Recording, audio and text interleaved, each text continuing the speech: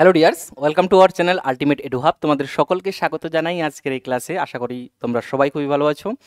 তো আজকে আমাদের 14 নম্বর ক্লাস। তো আমরা যে সিরিজ শুরু করেছি সেই সিরিজটি আশা করি তোমরা এনজয় করছো, এনজয়ের সহিত শিখছো। তো আজকের 14 নম্বর ক্লাস আমাদের হবে, ঠিক আছে? সো যারা তোমরা নতুন তারা অবশ্যই চ্যানেলটিকে সাবস্ক্রাইব করবে, এবং যারা পুরাতন নতুন তারা অবশ্যই চ্যানেলটিকে শেয়ার করবে, ঠিক আছে? ভিডিওটিকে অবশ্যই শেয়ার করবে। তো দেরি না করে আজকের যে ক্লাস সেই ক্লাস আমরা শুরু করে দিচ্ছি, ঠিক আছে? সো ক্লাস নাম্বার 14 আজকে আমাদের যে সিরিজ এই 1000 সিডিপি পিওয়াইকিউ, সেই পিওয়াইকিউ এর আজকে 14 নম্বর ক্লাস।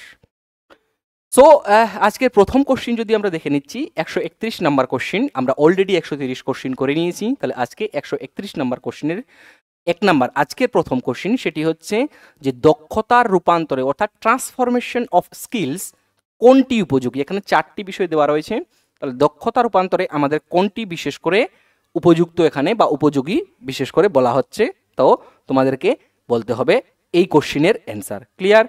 সো দেখে নিচ্ছি আমরা বিশেষ করে দক্ষতা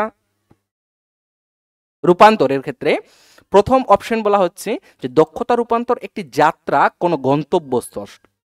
যে ট্রান্সফরমেশন অফ স্কিলস এটা একটা যাত্রা, হ্যাঁ, এটা একটা জার্নি, এটা কোনো গন্তব্যস্থল বা ডেস্টিনি নয় আমাদের। এটা একটা রৈখিক কর্মসূচি, বলা হচ্ছে শাখাবদ্ধ কর্মসূচি, প্রস্তুতি কর্মসূচি, প্রস্তুতি নাকি অর্জন।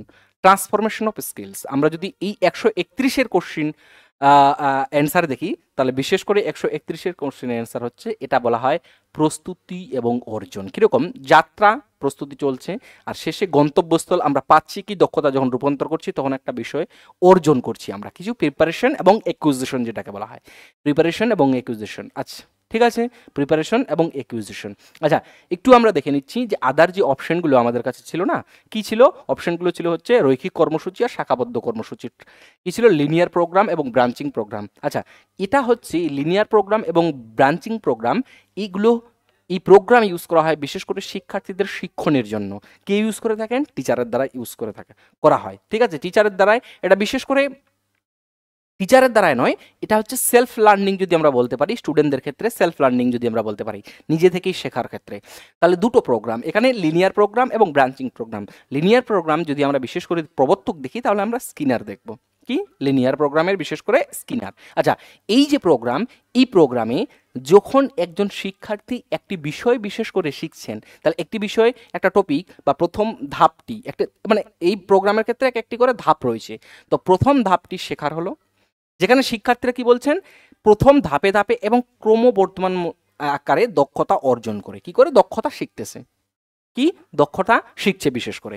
সো পরবর্তী ধাপটি পূর্ববর্তী ধাপের উপর নির্ভর করে। আমি বলছি তাহলে এই যে লিনিয়ার প্রোগ্রাম এটাকে তৈরি কেমন করা হয়েছে, যে প্রিভিয়াস অভিজ্ঞতা ওপর ডিপেন্ড করে তোমার, অর্থাৎ প্রথমে একটি ধাপ তৈরি করা হয়েছে, এই ধাপটির সঙ্গে নেক্সট ধাপটি মিল রয়েছে, আবার এই ধাপটির সঙ্গে নেক্সট ধাপটি মিল রয়েছে, এবং এই যে নেক্সট ধাপটি এটি ওপরের দুটি ধাপের সঙ্গে মিল থাকতে পারে বা একটির সঙ্গে মিল থাকতে পারে, এবং এটি একটি কাঠামোগত সমন্বিত প্রক্রিয়া দক্ষতা রূপান্তর। এখানে স্টুডেন্টস নিজে নিজেই শিখে থাকেন। এ বিশেষভাবে কার্যকর কারণ এটি শিক্ষার্থীকে ধীরে ধীরে উচ্চতর দক্ষতা অর্জনে এগিয়ে নিয়ে যেতে সাহায্য করে। কি উচ্চতর দক্ষতা অর্জনে এগিয়ে নিয়ে যেতে সাহায্য করে। তোমরা যদি চাও তাহলে এটার আমরা একটা ডেসক্রিপটিভ পুরো ক্লাস আলোচনা করব, কমেন্ট বক্সে তোমরা অবশ্যই জানাবে, তাহলে আমি করব, ঠিক আছে? আর একটা হচ্ছে স্বাভাবিক বিভক্ত প্রোগ্রাম, যেখানে প্রোগ্রামের দুটো ভাগ, একটা হচ্ছে লিনিয়ার প্রোগ্রাম আর একটা হচ্ছে ব্রাঞ্চিং প্রোগ্রাম। সো এরপর বলা হচ্ছে আরেকটা প্রোগ্রাম আছে, ঠিক আছে? ওটা আলোচনা করা হবে এরপরের ক্লাসে, ঠিক আছে? মানে যদি ডেসক্রিপটিভ ক্লাস হয় সেখানে। এই ব্রাঞ্চিং প্রোগ্রামের ক্ষেত্রে নরমান ক্রোডার কে প্রবর্তক হচ্ছে নরমান ক্রোডার, নরমান এ ক্রোডার, ক্রাউডার যেটাকে বলা হয় ক্রাউডার বা ক্রোডার বলি, ক্রাউডার নয় অ্যাকচুয়ালি ক্রোডার। হ্যাঁ, এদের শিক্ষার্থীর এটা কেমন, এখানে যেরকম এই একটি শাখা শেখার পরে আরেকটি শাখাতে যেত এবং পরবর্তী শাখাতে আরেকটি মিল ছিল। ক্লিয়ার? ক্লিয়ার? এই ব্রাঞ্চিং প্রোগ্রামের ক্ষেত্রে মনে করো এই শাখাটি শেখার পরে সে এই শাখাতে গেল, আবার এই শাখাটি শেখার পরে এই শাখাতে, কিন্তু এই জায়গায় সে ভুল উত্তর করে ফেললো। তো ব্রাঞ্চিং প্রোগ্রামের ক্ষেত্রে কি হয়, এই ভুল উত্তর করার ফলে, এই ভুল উত্তর করার ফলে কেন এটি ভুল উত্তর করলো তার ভিত্তিতে তাকে অন্য যে প্রোগ্রাম সেই প্রোগ্রামগুলোকে অ্যাটেম্প করতে হবে, তার প্রিভিয়াস নলেজটাকে কি করতে হবে, তোমাকে বিশেষ করে একটা মানে বাড়াতে হবে, তার ভিত্তিতে সে এগিয়ে যেতে পারবে। সো এখানে নর্মাল শিক্ষার্থীর উত্তর অনুযায়ী বিভিন্ন পাঠ এগোয়। এটি ব্যক্তিগত পার্থক্য অনুযায়ী শিক্ষণ কার্যকর, কিন্তু ধারাবাহিকতার রূপান্তরিত নয়, ধারাবাহিকভাবে এটা রূপান্তরিত হয় না। এই ধরনের প্রোগ্রামে শিক্ষার্থীরা স্বাভাবিক বিভক্ত প্রোগ্রামে একটি মূল ফ্রেমে সঠিক প্রতিক্রিয়া করলে তাহলে সে পরবর্তী ফ্রেমে এগিয়ে যেতে পারবে। আর যদি সে ভুল প্রতিক্রিয়া করে তাহলে তার ভুলের প্রকৃতি অনুযায়ী কি ধরনের ভুল করছে সেই প্রকৃতি অনুযায়ী বিভক্ত ব্রাঞ্চিং, এই জন্য বলছে এটা ব্রাঞ্চ রয়েছে, এই অন্য ব্রাঞ্চে চলে গেল। এই ব্রাঞ্চে যখন শেখা হয়ে গেল এই বিষয়টি, যে বিষয়টি শেখার পরে সে আবার পরের যে কোশ্চেনের অ্যান্সারটি করতে পারবে, তো সেখানে তাকে নিয়ে আসা হয়, ভুল শুধরে নেওয়ার সুযোগ থাকে। তাহলে যদি তোমাকে বলা হয় ব্রাঞ্চিং প্রোগ্রামে কি, ব্রাঞ্চিং প্রোগ্রামে শিক্ষার্থীর ভুল শুধরে নেওয়ার অপরচুনিটি বা সুবিধা থাকে। ক্লিয়ার? নেক্সট কোশ্চিন নাম্বার আজকে 132, 2 নাম্বার কোশ্চিন আজকের ক্লাসের। নিম্নলিখিতগুলির মধ্যে কোনটি শিক্ষণের নীতি নয়? খুব সহজ কোশ্চিন, আশা করি পারবে। সহজ থেকে জটিলের দিকে, নির্দিষ্ট থেকে অনির্দিষ্টের দিকে, দৃশ্যমান থেকে অদৃশ্যের দিকে, অনুমান থেকে প্রত্যক্ষণের দিকে, কোনটাকে তোমাকে বলা হচ্ছে? অনুমান থেকে বিশেষ করে এখানে বলা হচ্ছে অবরোহী আরোহীর দিকে। তাহলে 132-এর যদি আমরা কোশ্চিন বিশেষ করে দেখে থাকি, এটা হচ্ছে শিক্ষণের নীতি বিশেষ করে নয়। এই option number D is the correct answer. এটি শিক্ষণের নীতি নয়, আমরা জানি দৃশ্যমান থেকে অদৃশ্যের দিকে, নির্দিষ্ট থেকে অনির্দিষ্টের দিকে, হ্যাঁ, এবং সহজ থেকে জটিলের দিকে, এটি কিন্তু নয়, বিশেষ করে শিক্ষণের নীতি নয়। ক্লিয়ার? ম্যাক্সিমাম অফ টিচিং বিশেষ করে কিন্তু নয়, হলো, এটি টিচার ইউজ করেন না। মাইক্রো টিচিং চক্রের প্রথম ধাপ কি? বলছে প্রতিক্রিয়া, শিক্ষণ, পরিকল্পনা নাকি ভূমিকা? প্রথম ধাপ কোনটি বলা হচ্ছে মাইক্রো টিচিং এর ক্ষেত্রে? প্রথম ধাপ। কোশ্চিন আগেও করা হয়েছে, রিপিটেড কোশ্চিন হয়েছে। নেক্সট এর উত্তর, এই 133-এর যে কোশ্চিন, এই পরিকল্পনা প্রথম। আমরা জানি মাইক্রো টিচিং এর ক্ষেত্রে পরিকল্পনা প্রথম। কি পরিকল্পনা? এবং মনে রাখবে এই পরিকল্পনার জন্য কোনো বিশেষ টাইম নির্দিষ্ট করা থাকে না, কিন্তু রিপ্ল্যানিংয়ের সময় রিপ্ল্যানিংয়ের জন্য 6 মিনিট নির্দিষ্ট করা থাকে। কিন্তু প্রথম যে পরিকল্পনা, সেই পরিকল্পনার জন্য কোনো টাইম বরাদ্দ বিশেষ করে থাকে না। ক্লিয়ার? Next question.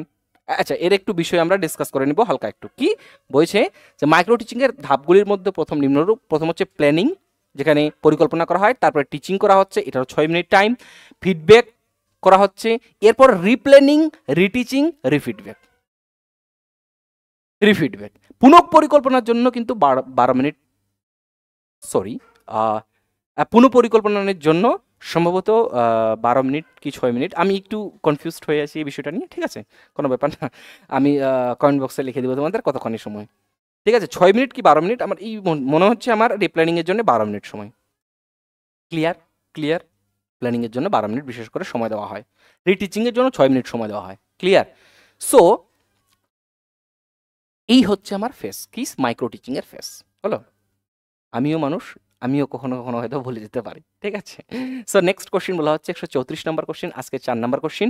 নিম্নলিখিতগুলির মধ্যে কোনটি বোধগম্যতা স্তরের শিক্ষণের অন্তর্ভুক্ত নয়? আমরা জানি টিচিং এর যে ফেস, সেই টিচিং এর ফেসে 3 ধরনের টিচিং এর ফেস রয়েছে। তো যেটা 3 ধরনের মধ্যে বলা হচ্ছে, যেখানে আন্ডারস্ট্যান্ডিং লেভেল টিচিং, সেই আন্ডারস্ট্যান্ডিং লেভেলের টিচিং এর ক্ষেত্রে কোনটি নয়? বিমূর্তিকরণ, প্রয়োগ, তুলনা, অনুসন্ধান। এটি কোনটি নয়? কোনটি স্তর কিন্তু অন্তর্ভুক্ত নয়? কোথায়? বোধগম্যতার স্তরে, অর্থাৎ আন্ডারস্ট্যান্ডিং লেভেলের যে সিনটেক্স দেওয়া রয়েছে, প্রত্যেকটা টিচিং ফেসের সিনটেক্স রয়েছে, সেই সিনটেক্সের ক্ষেত্রে আন্ডারস্ট্যান্ডিং লেভেলের কোনটি সিনটেক্স বিশেষ করে নয়? আমরা যদি দেখি 134 নম্বর যে কোশ্চেন অপশন, সেটা হচ্ছে এক্সপ্লোরেশন। এটা কিন্তু আন্ডারস্ট্যান্ডিং লেভেলের শিখনের অনুসন্ধানের নীতি নয়, এক্সপ্লোরেশন নয়। ক্লিয়ার? এক্সপ্লোরেশন নয়। কম্পারিজন, অ্যাপ্লিকেশন, অ্যাট্রাকশন, এক্সপ্লোরেশন তো হওয়ার কথা। I think answer option is the A, এটা ডি নয়, অপশন এ হবে। ঠিক আছে, 134 নম্বর কোশ্চেনের অপশন এ হবে, অ্যাবস্ট্রাকশন হবে না, কারণ অ্যাপ্লিকেশন, কম্পারিজন এবং এক্সপ্লোরেশন বিশেষ করে হয়ে থাকে। ক্লিয়ার হয়ে থাকে, হলো। নেক্সট কোশ্চেন বলা হচ্ছে যে শিক্ষাগত সংস্কারের জন্য কার্যকর বিকেন্দ্রীকরণ সম্ভব হয়। For educational reforms effective decentralization is possible by কার দ্বারায়, মানে আমি যদি বিকেন্দ্রীকরণ করতে চাই, সেন্ট্রালাইজেশন নয়। সেন্ট্রালাইজেশন মিনস একটি নির্দিষ্ট কেন্দ্র থেকে সেটাকে আমি নির্ধারণ করা হচ্ছে, একজনই কি করছেন, নির্ধারণ করছেন। আর ডিকেন্দ্রীকরণ, ডিসেন্ট্রালাইজেশন বলা হচ্ছে তাদের সবার ভাগ রয়েছে, সবাই নিজের নিজের অনুযায়ী কাজটাকে করতে থাকবে। ঠিক আছে, বলা হচ্ছে। ঠিক আছে, এখন বলা হচ্ছে যে শিক্ষাগত সংস্কারের জন্য জন্য কার্যকর বিকেন্দ্রীকরণ সম্ভব হয় কার মাধ্যম দিয়ে? ক্লাস্টার ও বুক রিসোর্স সেন্টারের অধিক অংশগ্রহণের মাধ্যমে, বলছে স্থানীয় সম্পদ ও ব্যক্তিদের প্রাপ্যতার মাধ্যমে, বলা হচ্ছে শিক্ষকদের ব্যবহারের জন্য উপকরণ ও রেফারেন্স সামগ্রীর প্রাপ্যতার মাধ্যমে। সঠিক উত্তরটি নির্বাচন করুন যদি 135-এর বলা হয়। তাহলে 135-এর অ্যান্সার কি? 135-এর অ্যান্সার যদি আমরা দেখি, তিনটি প্রয়োজন। কি? বিকেন্দ্রীকরণ, ক্লাস্টার এবং ব্লক রিসোর্স যেটা, সেটাও প্রয়োজন। স্থানীয় সম্পদ ব্যবহার করা, স্থানীয় সম্পদ ব্যবহার করছি মানে ডিসেন্ট্রালাইজেশন। সেন্ট্রালাইজেশন হলে একটা একদম উপর থেকে নিয়ম নীতি চলে আসবে, কিন্তু এখানে ডিসেন্ট্রালাইজেশনের কথা বিশেষ করে বলা হচ্ছে। তাহলে option number D is the correct answer. Option number D is the correct answer হলো। এরপর বলা হচ্ছে ডিসেন্ট্রালাইজেশন বিশেষ করে শিক্ষাক্ষেত্রে কার্যকর বিকেন্দ্রীকরণের জন্য, মানে স্থানীয় স্তরে স্থানান্তর করতে, যাতে স্কুল, শিক্ষক, গ্রাম সবার কমিউনিটি ওয়ার্ক, যেখানে বলা হয় না কমিউনিটি ওয়ার্ক, সেখানে প্রয়োজন। শিক্ষার যে উন্নয়ন, শিক্ষার যে বিকাশ, সেটা কাজে প্রয়োজন। সো ক্লাস্টার তিনটি প্রয়োজন। কি প্রয়োজন? এই তিনটি বিশেষ করে আমার কিন্তু প্রয়োজন। ক্লিয়ার? নেক্সট কোশ্চেন বলা হলো 136 নম্বর কোশ্চেন। একজন শিক্ষার্থী পড়াশোনা করছে, কেউ তার নাম ধরে ডাকলো। মনে করো তুমি পড়াশোনা করছো, কেউ তার নাম ধরে ডাকলো। নিচের কোন সংবেদনের মাধ্যমে সে প্রতিক্রিয়া জানাবে? কোন সংবেদনের, মানে সংবেদন প্রত্যক্ষণ। হ্যাঁ, তো সংবেদনের ক্ষেত্রে কোনটি প্রতিক্রিয়া জানাবে? দৃষ্টিগত সংবেদন, ভিজুয়াল, নাকি স্পর্শজনিত সংবেদন, নাকি শ্রবণজনিত সংবেদন, নাকি ধারণাগত সংবেদন? পড়াশোনা করছে, তাকে কেউ নাম ধরে ডাকলো, তাহলে এটা কি ধরনের সংবেদন এবং কি ধরনের সংবেদনের মাধ্যমে সে প্রতিক্রিয়া জানাবে? প্রতিক্রিয়া বিশেষ করে জানাবে কি? এটা শ্রবণগত সংবেদন। কি? শ্রবণগত সংবেদন, কারণ সে শুনে ইউজ করলো, তাকে হাত দেয়নি, পড়াশোনা করছে, তাকে নাম ধরে ডাকছে, তো এটা বিশেষ করে বলা হয় শ্রবণগত সংবেদন। কি সংবেদন? শ্রবণগত সংবেদন। ক্লিয়ার? সো নাম ধরে ডাকা, কারণ নাম ধরে ডাকলে আমাদের কান শব্দ গ্রহণ করছে, মস্তিষ্ক সেই শব্দকে চিনতে পারে এবং সে বুঝতে পারে যে তাকে ডাকা হয়েছে। সে মুখ ফিরে তাকাচ্ছে, জি, হ্যাঁ, কি বলো, হ্যাঁ বলো, তাহলে এগুলো দিচ্ছে। তাহলে এটা আমার কানের শব্দের মাধ্যমে দিচ্ছে। সেন্সেশন, যেটাকে বলা হবে অডিটরি সেন্সেশন, অডিওটরি সেন্সেশন হলো শ্রবণ সংবেদন। ক্লিয়ার? নেক্সট কোশ্চিন বলা হচ্ছে কোশ্চিন নাম্বার 137, আজকের 7 নাম্বার কোশ্চিন। পেঁয়াজের তত্ত্বে প্রাক সক্রিয়তার স্তরের বয়স কত? খুব সহজ কোশ্চিন। পেঁয়াজের প্রাক সক্রিয়তার, প্রি অপারেশনাল কি? এটা 2 নম্বর স্টেজ।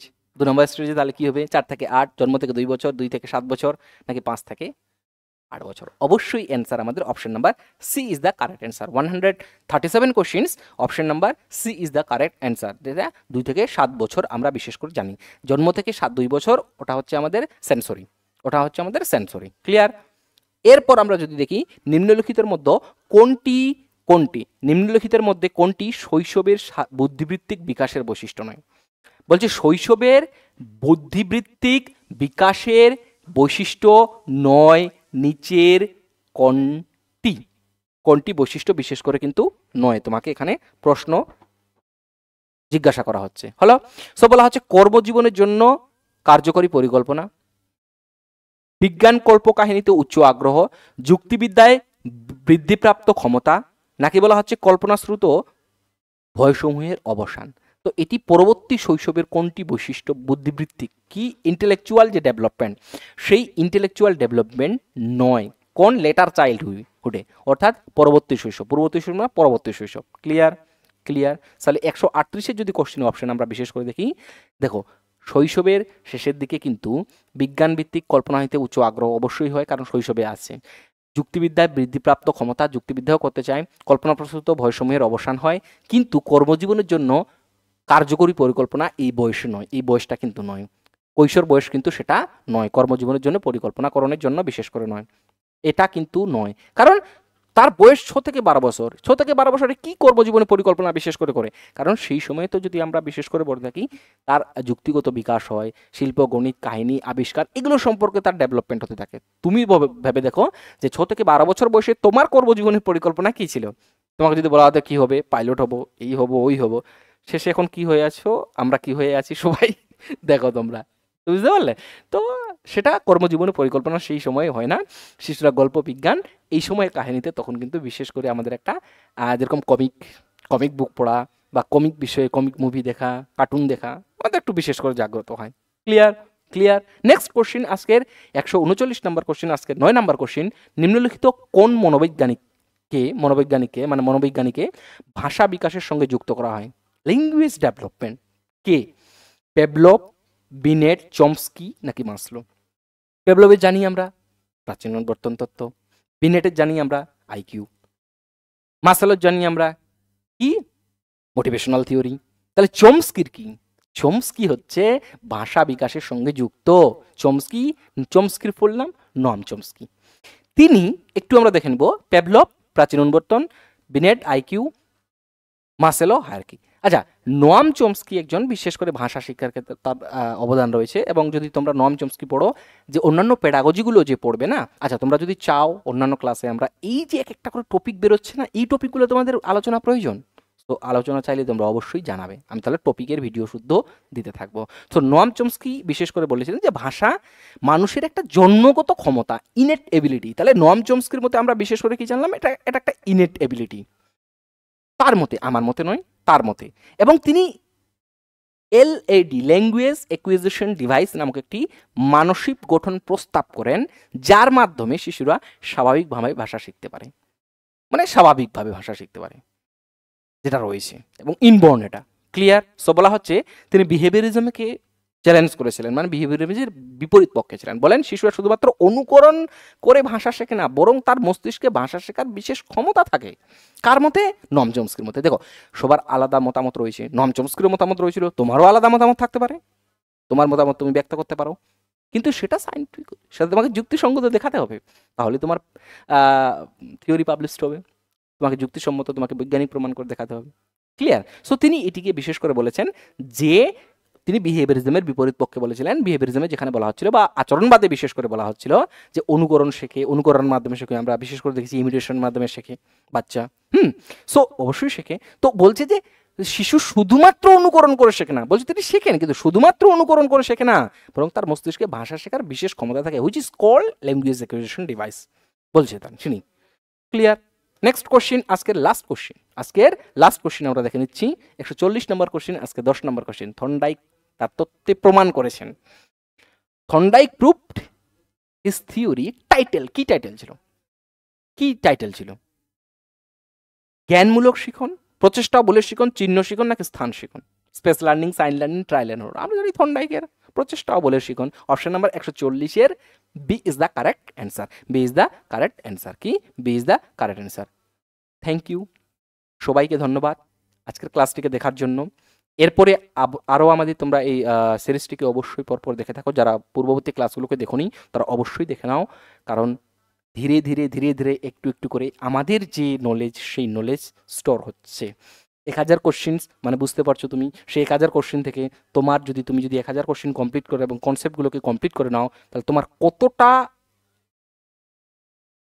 কি হবে, জ্ঞানের বিকাশ হবে। কথাটা বুঝতে পারলে? তাহলে সেই হিসাবে তোমরা অবশ্যই সিরিজটিকে দেখো এবং বন্ধু বান্ধবদের সঙ্গে শেয়ার করো, এবং তোমরা আজকের কতগুলো কোশ্চিন করলে তোমাদের উত্তর হলো সেটা কমেন্ট বক্সে অবশ্যই জানাবে। ধন্যবাদ, দেখা হচ্ছে তোমাদের সাথে নেক্সট ক্লাসে। ভালো থাকবে, সুস্থ থাকবে।